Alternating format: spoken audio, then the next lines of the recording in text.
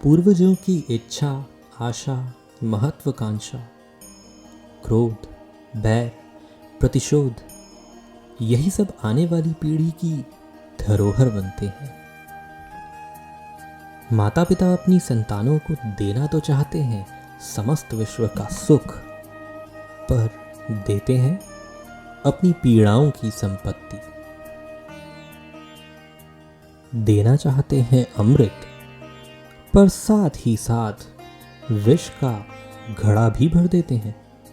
आप विचार कीजिए, आपने अपनी संतानों को क्या दिया आज तक?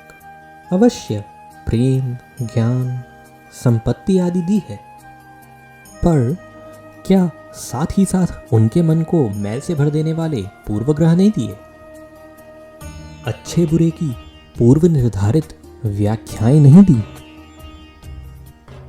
व्यक्ति का व्यक्ति के साथ, समाजों का समाजों के साथ व राष्ट्र का राष्ट्र के साथ संघर्ष क्या इन्हीं पूर्वग्रहों से निर्मित नहीं होते? हत्या, मृत्यु, रक्तपात क्या इन्हीं पूर्वग्रहों से नहीं जन्मते? अर्थात माता पिता अपनी संतानों को जन्म के साथ मृत्यु का दान भी देते हैं। प्रेम के प्रकाश के साथ साथ घृणा का अंधकार भी देते हैं, और अंधकार मन का हो, हृदय का हो या वास्तविक हो, उससे केवल भय प्राप्त होता है। केवल भय। मनुष्य के हृदय में भय का साम्राज्य रहता है सदा। कभी संपत्ति के नाश का भय, कभी अपमान का भय,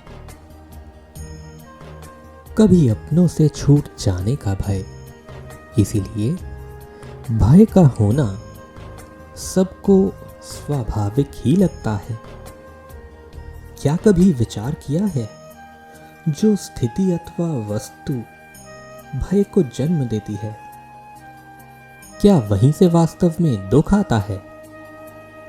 नहीं, ऐसा तो कोई नियम नहीं। और सबका अनुभव तो ये बताता है कि भय को धारण करने से भविष्य के दुख का निवारण नहीं होता। भय केवल आने वाले दुख की कल्पना मात्र ही है। वास्तविकता से इसका कोई संबंध नहीं है। तो क्या ये जानते हुए भी कि भय कुछ और नहीं, केवल एक कल्पना मात्र ही है, इससे मुक्त होकर निर्भय बन पाना क्या बहुत कठिन है? जगत में प्रत्येक व्यक्ति को किसी न किसी प्रकार की निर्बलता अवश्य होती है।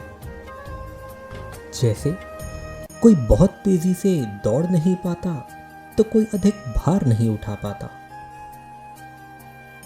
कोई असाध्य रोग से पीड़ित रहता है तो कोई पढ़े हुए पाठों को स्मरण में नहीं रख पाता। ऐसे अनेकों उदाहरण और भी हैं। क्या आप ऐसे किसी व्यक्ति को जानते हैं जिसे सब कुछ प्राप्त हो,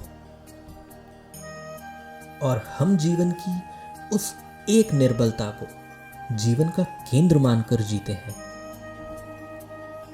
इस कारणवश हृदय में दुख और असंतोष रहता है सदा। निर्बलता मनुष्य को जन्म से अथवा संजोग से प्राप्त होती है,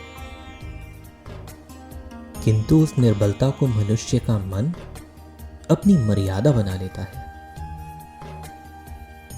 किंतु कुछ व्यक्ति ऐसे भी होते हैं जो अपने पुरुषार्थ और श्रम से उस निर्बलता को पराजित कर देते हैं। क्या भेद है उनमें और अन्य लोगों में? क्या आपने कभी विचार किया है? सरल सा उत्तर है इसका। जो व्यक्ति निर्बलता से पराजित नहीं होता, जो पुरुषार्थ करने का साहस रखता है हृदय में, वो निर्बलता को पार कर जाता है। अर्थात निर्बलता अवश्य ईश्वर देता है, किंतु मर्यादा मनुष्य का मन ही निर्मित करता है। मनुष्य के सारे संबंधों का आधार है अपेक्षा। पति कैसा हो जो मेरा जीवन सुख और सुविधा से भर दे। पत्नी कैसी हो जो सदैव मेरे प्रति समर्पित रहे। संतान कैसी हो जो मेरी सेवा करे, मेरा आदेश माने। मनुष्य उसी को प्रेम कर पाता है जो उसकी अपेक्षा पूर्ण करे, और अपेक्षा की तो नियति है भंग होना। कैसे? क्योंकि अपेक्षा मनुष्य के मस्तिष्क में ही जन्म लेती है। कोई अन्य व्यक्ति उसकी अपेक्षाओं के बारे में जान ही नहीं पाता।